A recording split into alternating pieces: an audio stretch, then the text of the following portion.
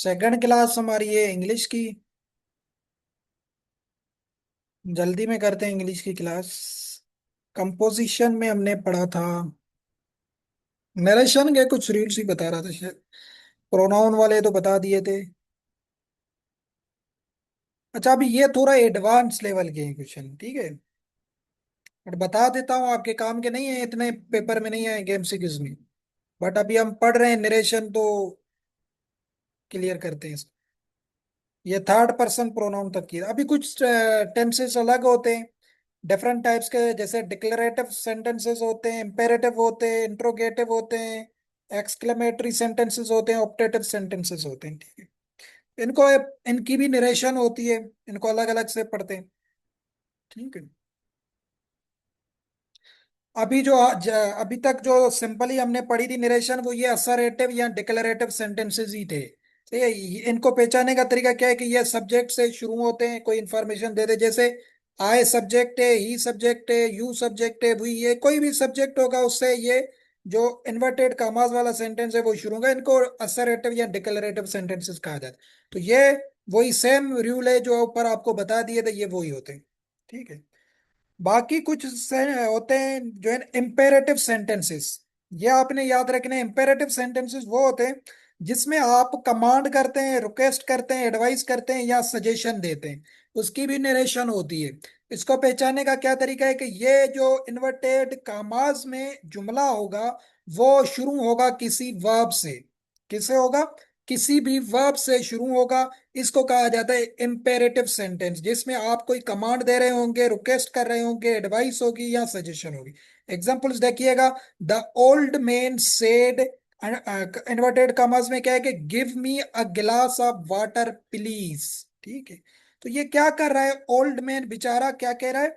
ये old man request कर रहा है किसी से कि भाई मुझे पानी का गिलास दो। तो ये क्या है? इंपेरेटिव सेंटेंस है, सही है।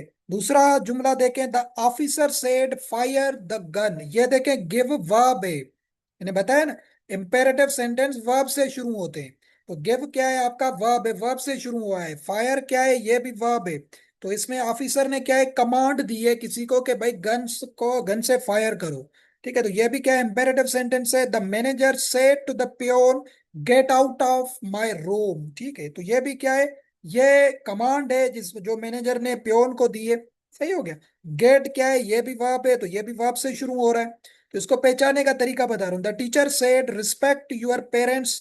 तो ये क्या है? ये एडवाइस है। टीचर्स क्या कहते हैं? हमें एडवाइस देते हैं, तो रिस्पेक्ट ये क्या है? ये भी वर्ब है, वर्ब से शुरू हो रहा है। The man said to the passer by take the right road. ये सजेशन है। क्या है ये? जितने भी मैंने यहाँ पे ये एग्जांपल्स लिखे हैं, सबसे एक एक एग्जांपल है ताकि आपको क्लियर हो जाए, पहचानने का तरीका हो जाए कि ये इंपेरेटिव सेंटेंसेस जो होते हैं इसमें या तो कमांड होगी, रिक्वेस्ट होगी, एडवाइस होगी या सजेशन होगी। अगर ये भी याद नहीं रहता तो आपको याद रखना है जो इन्वर्टेड कामास में जुमला है वो किसी वर्ब से शुरू होगा। तो आपने डायरेक्ट समझ जाना है ये इंपेरेटिव सेंटेंसेस है। इसकी नरेशन किस तरीके से होती है ये आपने याद रखना है। इसकी निरेशन हम कैसे करते हैं ये आपने याद रखना है। The old man said give me a glass of water, जो ऊपर हमने देखा था प्लीज, प्लीज को हटा देना है। Please, good morning, good night ये खत्म हो जाते हैं, बाय ये वाले ये नहीं रहते थे। The old man requested, request किया था ना उसने ऊपर। The old man requested. यहाँ पे आपने इजाफन क्या करना है? टू लगाना है इन सेंटेंसेस में, बस। वहां पे हमने जो असरेटिव सेंटेंस थे, जो पहले वाले सेंटेंस थे या डिक्लेरेटिव सेंटेंस थे, यहाँ पे हम डेट का इजाफा कर रहे थे। क्या कर रहे थे? डेट लगा रहे थे कि ही सेड डेट, जब इसकी नरेशन कर रहे थे। यहाँ पे जो कमांड वाले सेंटेंसेस होते हैं इसमें हम टू क्या इजाफा करते हैं। और बाकी सेम वही चीजें, रूल वही सेम रहेगा। The old man requested to give him a glass of water, ठीक है। यह आपने याद रखना है। मी कैसे चेंज हो गया ये ऑलरेडी मैंने प्रोनाउन में बताया हुआ है, आपने याद रखना है, ठीक है। मी किस में चेंज हो गया? हिम में चेंज हो गया। The officer said fire the gun. The officer ordered या commanded to fire the gun, सही हो गया। तो ये आपने याद रखना है।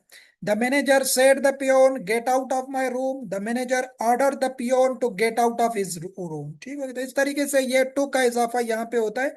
और एज सच कोई यहाँ पे इंपॉर्टेंट चीज नहीं है।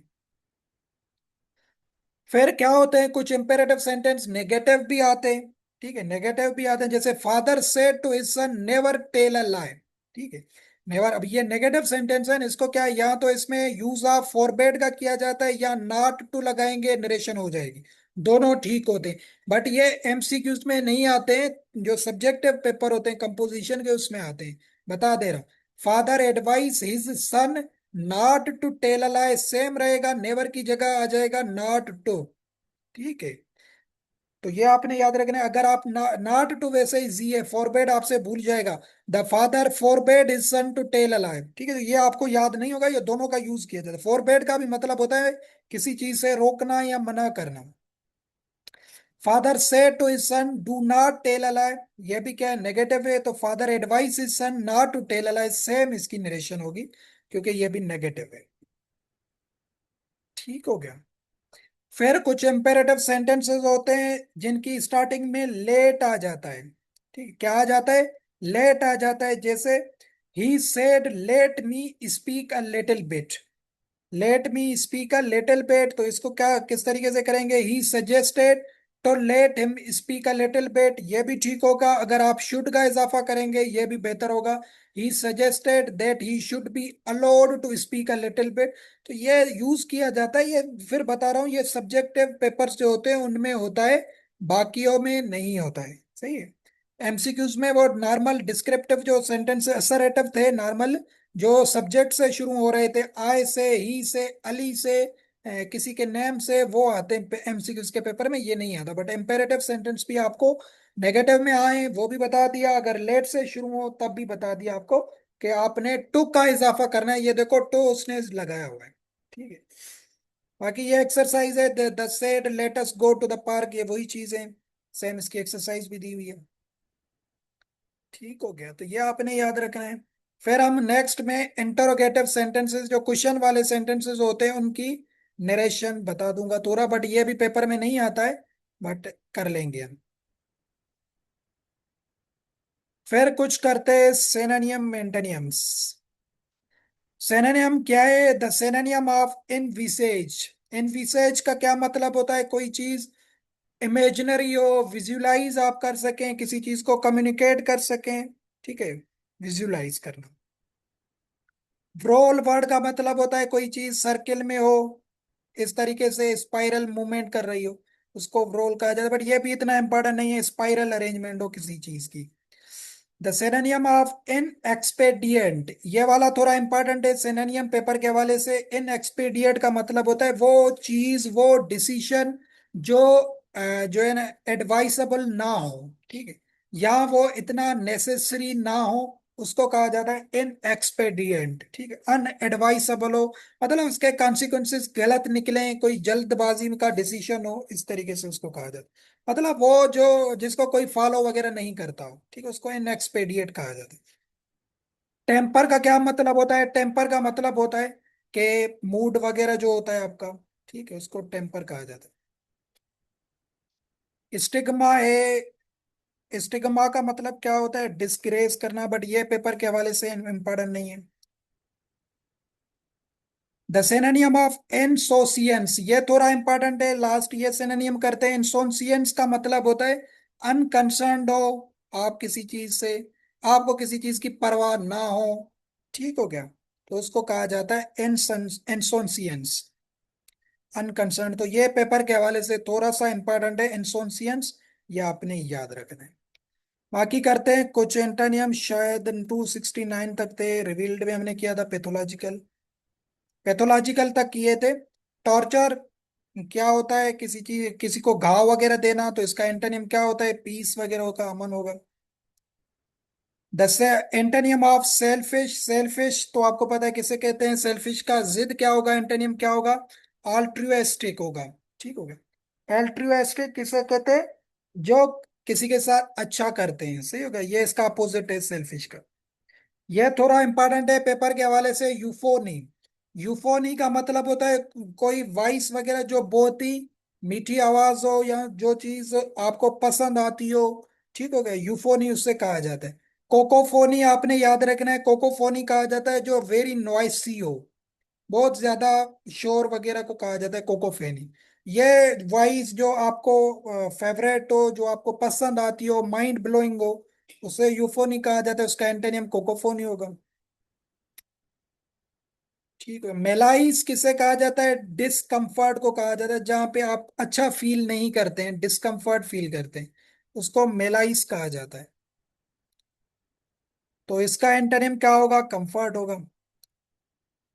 लास्ट करते हैं antonym filthy. Filthy very important है, ये भी पेपर के हवाले से। फिल्दी मत कहा जाता है डर्टी को, जो बहुत ही गंदला हो, खराब हो। इसका एंटोनिम क्या होगा? क्लीन होगा।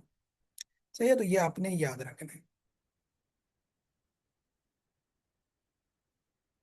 इडियम्स प्रेपोजिशन करते क्लास करते हैं खत्म।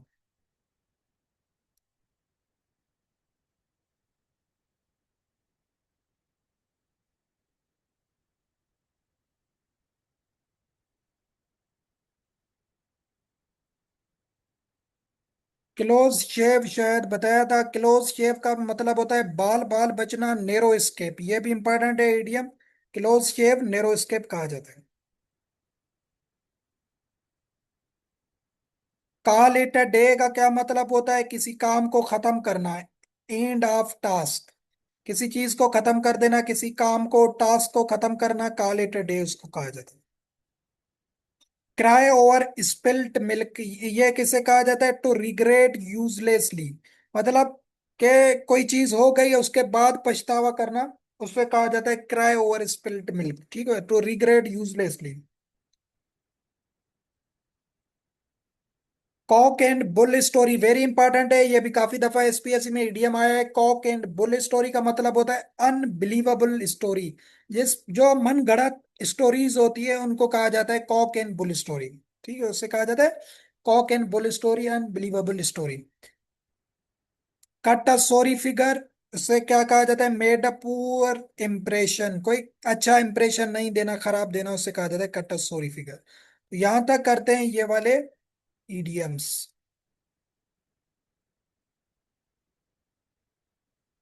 प्रेपोजिशंस हमने किए थे। एंट्रेंस बता दिया था। He is in habit of finding fault dash dash other works. ठीक है, मतलब फाइंडिंग फॉल्ट के साथ हमेशा प्रेपोजिशन आती है विथ। मतलब दूसरों के कामों में जो है मुदाखलत करना या उनकी गलतियां वगैरह निकालना, फाइंडिंग फॉल्ट विथ। एफ्लेक्टेड का क्या मतलब होता है? एफ्लेक्टेड मतलब कोई चीज को ज्यादा परेशानी फील करना या मुश्किलातों का मुंह देखना। My mother is afflicted pain in joints. तो एफ्लेक्टेड के साथ हमेशा विथ प्रेपोजिशन लगाई जाती है।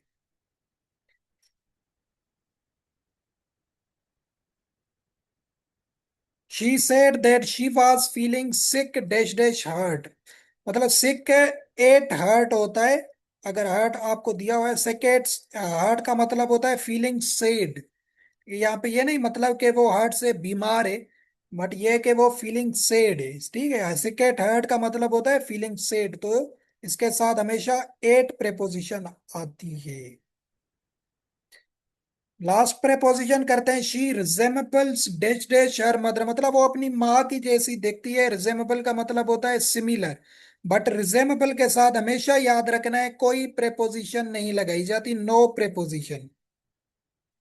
रिजेमेबल वर्ड जब भी आ जाए ऑप्शन में आपको देखना है नो प्रेपोजिशन आपको जरूर मिलेगा। अगर सिमिलर आता है तो उसके साथ टू लगाएंगे कि she similar to her mother. Identical, एक इन सब का मतलब होता है same, similar. But resemble word के साथ कोई प्रेपोजिशन नहीं लगाई जाती, बाकियों के साथ टू लगाई जाती है। ठीक है, तो यहां तक करते हैं क्लास। क्लास करते हैं खत्म।